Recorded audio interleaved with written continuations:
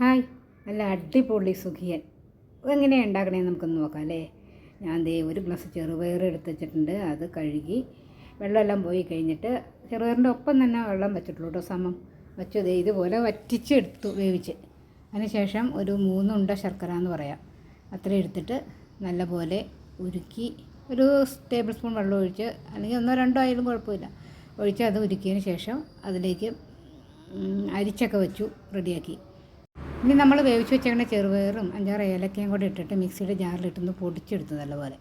അതിനുശേഷം അതിലേക്ക് ആവശ്യത്തിന് നമ്മുടെ ഇഷ്ടാനുസരണം തേങ്ങ ചേർക്കാം കേട്ടോ. തേങ്ങ ചേർക്കും തോറും ടേസ്റ്റ് കൂടും. അപ്പോൾ തേങ്ങയും കൂടെ ചേർത്ത് ഒന്ന് മിക്സ് ചെയ്ത് വെച്ചു. അതിനുശേഷം നമ്മൾ എന്ത് ചെയ്തു വെച്ച് കഴിഞ്ഞാൽ നമ്മളുടെ അരിച്ച് റെഡിയാക്കി വെച്ചിരിക്കുന്ന ശർക്കര പാനിയിലേക്ക് ഇവനെ അങ്ങോട്ട് ഇട്ട് കൊടുത്തു. നമ്മുടെ ചെറുപയർ തേങ്ങ കൂട്ടിന് ഇട്ട് കൊടുത്തു. നല്ലപോലെ ഇളക്കി.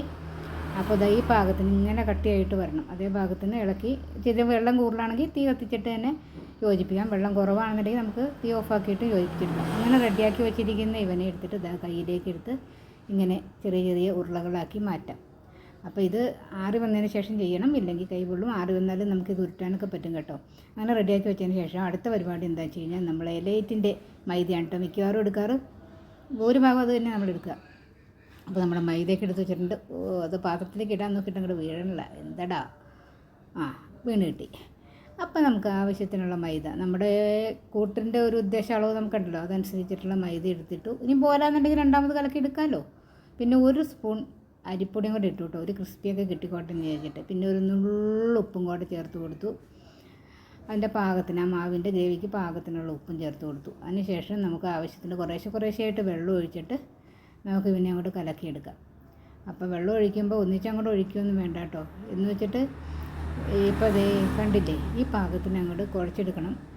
ഇത് കുറച്ചൊരു കട്ടയൊക്കെ ഉണ്ട്. ഒന്നും കൂടെയൊക്കെ ഒന്ന് നല്ലപോലെ കലക്കി ആ പൊടി തരി കട്ടകൾ എല്ലാം അങ്ങോട്ട് നമുക്ക് യോജിപ്പിച്ചിട്ട് റെഡിയാക്കി നമ്മുടെ മാവിന് റെഡിയാക്കി എടുക്കാം കേട്ടോ. അങ്ങനെ മാവെല്ലാം റെഡിയായി വന്നിട്ടുണ്ട്.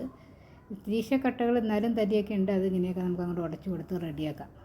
അപ്പോൾ മാവൊക്കെ റെഡിയായി വരട്ടെ. അതിനുശേഷം നമുക്ക് എന്താ ചെയ്യേണ്ടത്, നമ്മുടെ സുഖീനെ ഉണ്ടാക്കാൻ തുടങ്ങാം അല്ലേ. പിന്നെ ഇഷ്ടംപോലെ പാചക വീഡിയോകൾ നമ്മുടെ ചാനലിൽ കിടപ്പുണ്ട്. അതെല്ലാം ഒന്ന് പോയി കണ്ട് ഇഷ്ടമാണെങ്കിൽ ലൈക്ക് ചെയ്യുക, ഷെയർ ചെയ്യുക, സബ്സ്ക്രൈബ് ചെയ്യുക, ഹൈപ്പ് ചെയ്യുക, എല്ലാം മറക്കണ്ട കേട്ടോ.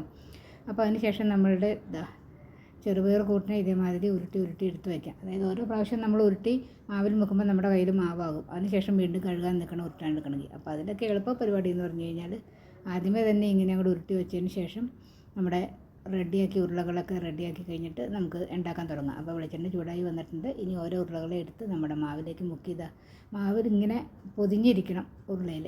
അങ്ങനെ പൊതിഞ്ഞിരിക്കാൻ പാകത്തിന് റെഡിയാക്കി മുക്കിയെടുത്തിട്ട് നമുക്ക് നേരെ വെളിച്ചെണ്ണയിലേക്ക് ഇട്ടിട്ട് അങ്ങോട്ട് വറുത്തെടുക്കാം. അപ്പോൾ ആ വെളിച്ചെണ്ണയിൽ എത്ര ഉള്ളൂ അത്രയും ഇടാം. അങ്ങനെ നമ്മുടെ സുഖീനെ മുഴുവനായിട്ടൊക്കെ വറുത്ത് വരാം. എന്നിട്ട് നമുക്ക് കാണാം അല്ലേ. അപ്പോൾ എല്ലാവരും ഇങ്ങനെ ഇട്ടിട്ട് കൊടുക്കേണ്ട. ഒരു 6 എണ്ണമൊക്കെ ഒരേ സമയത്ത് എനിക്കിതിൽ ഇടാൻ പറ്റി. അത് കൂടുതൽ വെളിച്ചെണ്ണ ഒഴിക്കണമെങ്കിൽ ഒഴിക്കാം. പക്ഷേ വെളിച്ചെണ്ണ അധികം മിച്ചം വെച്ച് പിന്നെ ഉപയോഗിക്കാണ്ടിരിക്കാനുള്ള നല്ലത് ഏതോയിലാണെങ്കിലും. അങ്ങനെ പറയുന്നത് കൊണ്ട് മാത്രം. പിന്നെ നമ്മൾ വീട്ടിലൊക്കെ തന്നെ 1-2 പ്രാവശ്യം കൊണ്ടൊക്കെ തീർക്കാൻ പറ്റും. ഈ കച്ചവടക്കാരൊക്കെ ചെയ്യും പോലെ ദിവസവും എടുത്ത് പഴയ ഓയിലൊഴിച്ചു, പോരാത്ത പുതിയ ഓയിലൊഴിച്ചു, അങ്ങനെയൊന്നും നമ്മൾ ചെയ്യില്ലല്ലോ.